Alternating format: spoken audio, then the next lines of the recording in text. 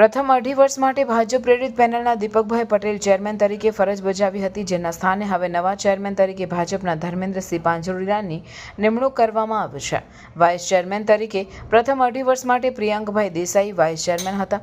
તેમને વધુ અઢી વર્ષ માટે વાઇસ ચેરમેન તરીકે રિપીટ કરવામાં આવ્યા છે. ઝઘડિયા આઈપીએમસીના સામાન્ય ચૂંટણી અઢી વર્ષ પહેલા યોજાઈ હતી. નવી વિજેતા થયેલ પેનલમાં દીપકભાઈ પટેલ ચેરમેન તરીકે ચૂંટાયા હતા અને વાઇસ ચેરમેન તરીકે પ્રિયંકભાઈ દેસાઈ ચૂંટાયા હતા. વાઇસ ચેરમેનની અઢી વર્ષની ટર્મ પૂરી થતાં નવા વાઇસ ચેરમેનની નિમણૂક કરવામાં આવી હતી.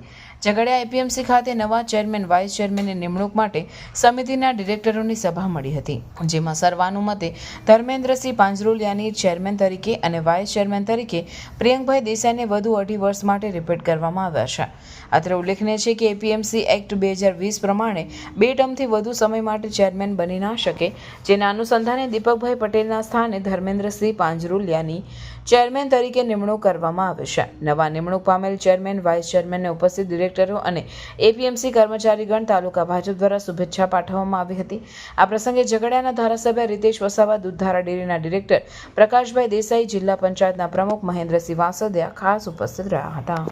ઝઘડિયા તાલુકા એપીએમસીના ચેરમેન તરીકે આજે જે મારું નામ જાહેર કરવામાં આવ્યું છે બિનહરીફ ધર્મેન્દ્રસિંહ રણજીતસિંહ પાંજરોલિયા, તે બદલ તમામે તમામ ડિરેક્ટર શ્રી અને ઝઘડિયા વિધાનસભાના ધારાસભ્ય શ્રી એમએલએ રીતેશભાઈ વસાવા અને ઝઘડિયા તાલુકાના ચાણક્ય એવા દૂધધારા ડેરીના ડિરેક્ટર શ્રી પ્રકાશભાઈ દેસાઈ, એમનો ખૂબ ખૂબ આભાર.